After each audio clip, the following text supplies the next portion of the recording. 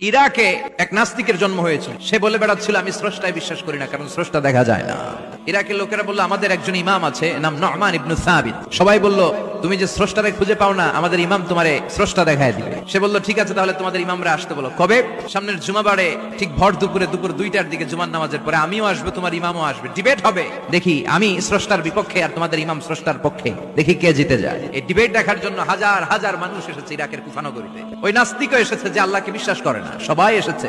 আসে নাই শুধু ইমাম আবু হানিফা। নাস্তিক কয় তগো ইমাম ডরাইছে। উনি এসেছেন 1.5-2 ঘন্টা দেরি করে। 1.5 ঘন্টা দেরি করে যখন উনি আসলেন, নাস্তিক বলে আপনার সাথে কোনো কথা নাই, আপনার তো সময়ের জ্ঞানই নাই, আপনার সাথে কিসের আলাপ? ইমাম আবু হানিফা বললেন আইন দিয়ে ওজর, আমার ওজর আছে। কি ওজর? তিনি বললেন আমি যখন ঘর থেকে বেরোই আমার বাড়ির সামনে বিশাল এক নদী পড়ে যায়, আর এই নদী পেরোতে আমার নৌকা ব্যবহার করতে হয়। আজকে এসে দেখি নৌকাও নাই, মাঝিও নাই, কিছু নাই, কিভাবে পার হবো? হঠাৎ দেখলাম নদীর পাশে বিশাল বড় গাছ, গাছটা হঠাৎ এমনি এমনি 2 টুকরা হয়ে গেল। গাছ থেকে বিশাল কাঠের তক্তা বের হয়ে গেল, তক্তাগুলো অটোমেটিক্যালি জোড়া লেগে নৌকা হয়ে গেল। এই নৌকা মাঝি ছাড়া শাঁ করে আমার সামনে চলে এলো। আমি নৌকায় বিসমিল্লাহ বলে বসে পড়লাম। হঠাৎ নৌকা আমারে টান দিয়ে ওপারে নিয়ে এলো। তারপর আমি আপনার এই ময়দানে ছুটে এসেছি। এই যে গাছ কাটা, তক্তা হওয়া, নৌকা হওয়া, মাঝি ছাড়া চলা, এই প্রসেসিং হতে আমার 2 ঘন্টা সময় লেগেছে। I am extremely sorry for that. আনা আসিফ জিদ্দান, আমি দুঃখিত। নাস্তিক নেতা বলে তোকে ইমাম গাঞ্জা খাইছে, মাথার তার সিরা নিয়ে যা। ইমাম আবু হানিফা বললেন ময়দানে আমারে গালি দিলেন কেন? পাগল বললেন কেন? তার সিরা বলে ডাকলেন কেন? মাজনুন শব্দ ব্যবহার করলেন কেন? মার্জিত ভাষা ব্যবহার করতে শিখেন। নাস্তিক বলে কেমন কথা আপনি বলেন?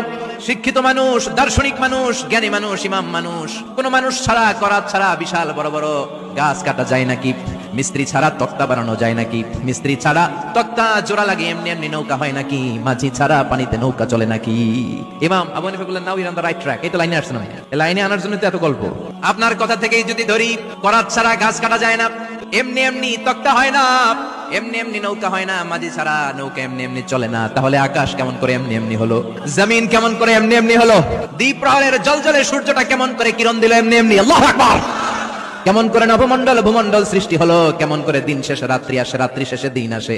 ওইটা যদি এমনি এমনি না হয়, মহাবিশ্বের এই সুন্দর বসুন্ধরার সবকিছু কেমন করে এমনি এমনি হয়? নাস্তিক কয় হায় হায়, আসলেই তো আমি একটা উল্লুকা পাঠা, আসলেই তো আমি হাদারাম, এইভাবে তো ভেবে দেখি নাই। আসলে তো এগুলো এমনি এমনি হয় না। Someone is controlling everything in the world. একজন মহা শক্তিধর মহা এমডি আছে, এমডি ম্যানেজিং ডাইরেক্টর, মহা ব্যবস্থাপক। সব ব্যবস্থাপকদের বড় ব্যবস্থাপক। চিৎকার করে বলেন তিনি কে? বিশাল এক ব্যবস্থাপক আছে, তিনি সব কন্ট্রোল করছেন। এতদিন পর্যন্ত আমি বুঝতে পারি নাই, আমারে মাফ করিয়ে দেন। আর পড়িয়ে দেন লা ইলাহা ইল্লাল্লাহু মুহাম্মাদুর রাসূলুল্লাহ।